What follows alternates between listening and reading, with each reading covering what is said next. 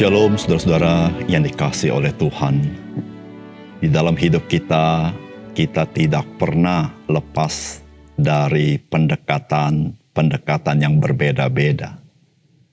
Yang kita sadari adalah pendekatan kita kepada pribadi-pribadi orang pasti pendekatan yang berbeda-beda. Namun bagaimana pendekatan kita kepada apa yang kita kerjakan? Saudara, kita perlu mempertimbangkan pendekatan kita di dalam seluruh aktivitas kita.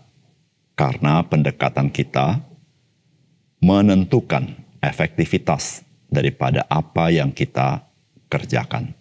Salam jumpa dalam program Tuhan adalah Gembalaku. Saudara, ada banyak hal yang kita lakukan atau kita kerjakan itu sifatnya sekali-sekali. Atau bahkan hanya sekali saja. Namun juga ada hal-hal tertentu yang kita harus kerjakan secara rutin. Ada pekerjaan yang kita lakukan sekali-sekali, namun memerlukan usaha yang sangat keras.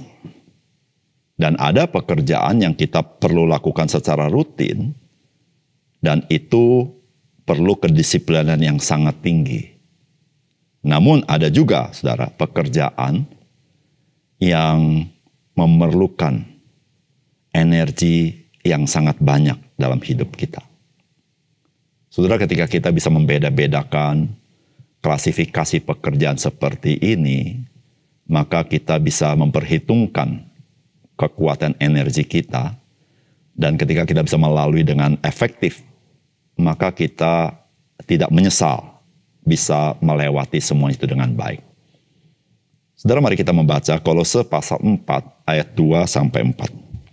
Bertekunlah dalam doa dan dalam pada itu berjaga-jagalah sambil mengucap syukur. Berdoa jugalah untuk kami supaya Allah membuka pintu untuk pemberitaan kami, sehingga kami dapat berbicara tentang rahasia Kristus yang karenanya aku dipenjarakan. Dengan demikian, aku dapat menyatakannya sebagaimana seharusnya. Saudara yang dikasihi oleh Tuhan, bagian firman Tuhan yang kita baca hari ini mendekati akhir dari surat Paulus kepada jemaat di kota Kolose. Ketika kita membaca bagian ini, maka kita memahami bahwa pertumbuhan iman kita itu harus nyata dalam relasi kita dengan Tuhan. Kasih kita kepada Tuhan juga harus nyata di dalam relasi kita dengan Tuhan. Pada akhirnya, saudara-saudara, apa yang kita terima dari firman Allah atau penyataan Allah, maka harus bermuara kepada relasi dan pengalaman dengan Tuhan. Jika tidak demikian, maka semuanya itu hanya pengetahuan belaka, yang ada kalanya semakin banyak pengetahuan yang kita punya, maka kita bisa menjadi orang yang merasa lebih tinggi daripada orang lain. Saudara, apakah pesan firman Tuhan bagi kita?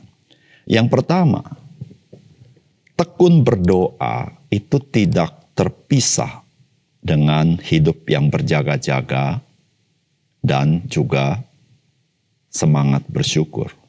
Saudara, firman Tuhan berkata begini, bertekunlah dalam doa, dan dalam pada itu berjaga-jagalah sambil mengucap syukur. Saudara, saya percaya setiap kita sebagai orang percaya tidak asing dengan berdoa. Bukan hanya tidak asing dengan kata doanya, tetapi juga tidak asing dengan aktivitas doa. Namun saudara, Alkitab memberitahukan sebenarnya seperti apa itu berdoa. Saudara, Alkitab mengatakan terkait sama doa itu dikatakan kita perlu bertekun dalam doa. Saudara, doa bukanlah aktivitas yang sifatnya sekali-sekali atau sekali saja. Tetapi doa itu sebuah aktivitas yang sifatnya rutin, terus-menerus. Tetapi bukan hanya rutin, saudara, tetapi doa itu memerlukan sebuah energi yang besar untuk kita berdoa. Saudara, mengapa doa itu haruslah sifatnya rutin, bukan sekali-kali. Karena doa itu pada hakikatnya adalah relasi dengan Tuhan. Saudara, relasi itu yang intim tidak pernah sekali-sekali, tetapi harus rutin. Doa itu bukan sekedar kita mengerjakannya dengan ringan, tetapi penuh energi. Kenapa? Karena doa itu adalah sebuah pergumulan. Seperti orang bergulat dalam hidupnya. Dia bergumul bersama-sama dengan Tuhan. Maka itu tidak heran, saudara, Alkitab mengatakan bertekunlah dalam doa. Saudara, ketika kita mengerti hakikat daripada doa, barulah kita mengerti mengapa saya harus bertekun di dalam doa.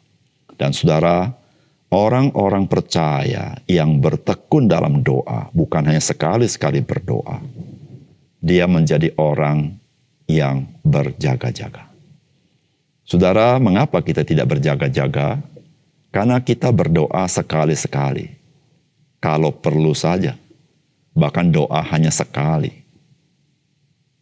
Disitulah saudara, kita tidak membangun awareness kita secara rohani terhadap peperangan rohani dalam hidup kita. Karena saudara, untuk membangun awareness, spiritual awareness, itu perlu keintiman bersama dengan Tuhan.